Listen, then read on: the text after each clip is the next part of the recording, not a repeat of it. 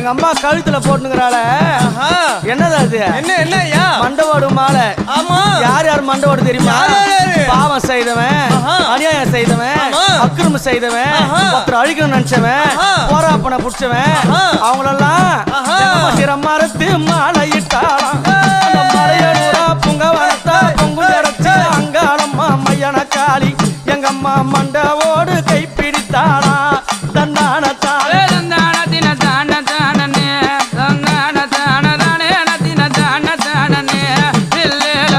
மண்டவோடு மாலை சூடினாள் மையானத்தில நீல காளி பவள காளி பச்சை காளி கருங்காளி செங்காளியா அடங்கம்மா